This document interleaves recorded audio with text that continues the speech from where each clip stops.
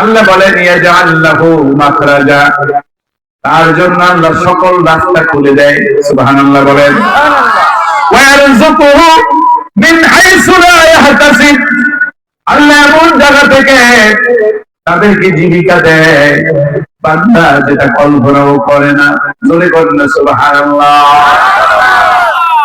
বাবাজিরা আমার ভাই গো, যাতে রোগ হলে ডাক্তারের ব্রাশ করো। আর আমার রাসূল বলছে দাঁত মজবুতের জন্য প্রথম মেসওয়াক হলো জাইতুন। কি বলেন? বলেন নাকি? ওয়াতিন ওয়াজাইতুন। সুবহানাল্লাহ। জাইতুনের ডাল দিয়ে যারা মেসওয়াক করবে তাদের দাঁতে রোগ হবে না। জাইতুনের ডাল যাদের পকেটে থাকবে শয়তান ধোঁকা দিতে পারবে না।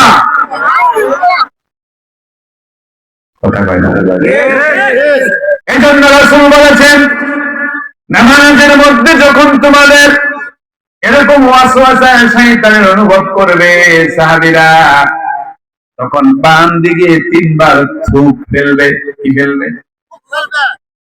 মানে আপনারা ফেললেন না যে আমাদের ভাই বই রয়েছে পাশে আর যে গোসল হয়ে যায় না, এইভাবে 13 পাবে না কেউ। কি পাবে না? টের পাবে না। কোন সাইডে? শয়তান কিন্তু ডাইন সাইডে আসে না, শয়তান ধোঁকা দেয় কোন সাইড দিয়া? কোন সাইড দিয়া? বাম সাইড দিয়া। রাসূল বলছেন নামাজের মধ্যে যখন তোমরা ধোঁকা অনুভব করবে বাম দিকে থুক ফেলবে 3 বার। কয়বার? এই একটা আমল দিলাম।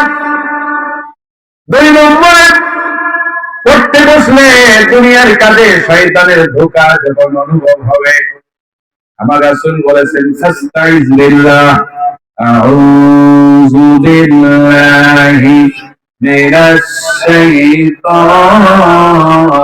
রাজীম। আউযু বিল্লাহ পড়তে পারেন না? আউযু বিল্লাহ পাঠ করবেন। 3 নম্বরে আরেকটা আমল দিয়ে যায়। আজকে তো বলছি কিছু আমল দিয়ে যাবো, মনে আছে তো? 3 নম্বরে যেটা মনে আমলটা দিয়ে যাব।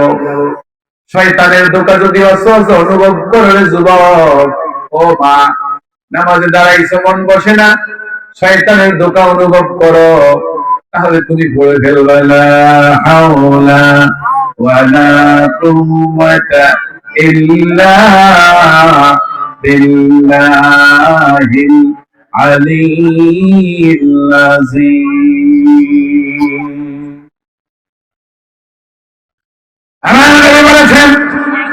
এরপরে যদি শয়তানের ওয়াসওয়াসা তোমাদের দূর না হয়, তাহলে তোমরা আয়াতুল কুরসি পড়তে পারো। কি বলেন? আরো জোরে বল।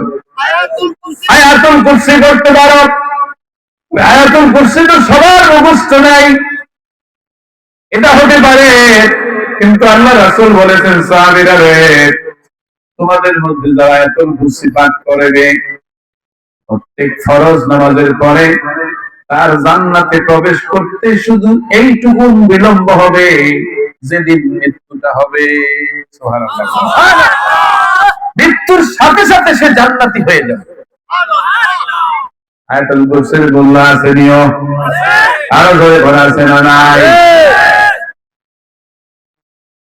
ভাইরা আমার, আরেকটি আমল দিয়ে যায়।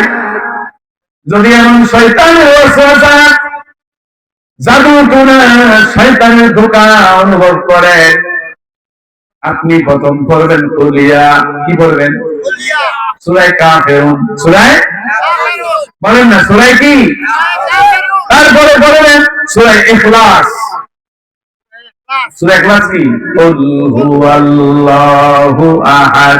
বলেন কুল হুয়াল্লাহু আহাদ আল্লাহুস সামাদ লাম ইয়ালিদ ওয়া লাম ইউলাদ ওয়া লাম ইয়াকুল লাহু কুফুয়ান আহাদ। আল্লাহ রাসূল বলেছেন মান ক্বারাআ সূরাতুল ইখলাস সালাসা মাররাত, আল্লাহ নবী বলেন যে ব্যক্তি কুল হুয়াল্লাহু শরীফ 3 বার পড়বে, আল্লাহ রাব্বুল আলামিন তার আমলনামায় 1 খতম কোরআনের সওয়াব দিয়ে দিবেন।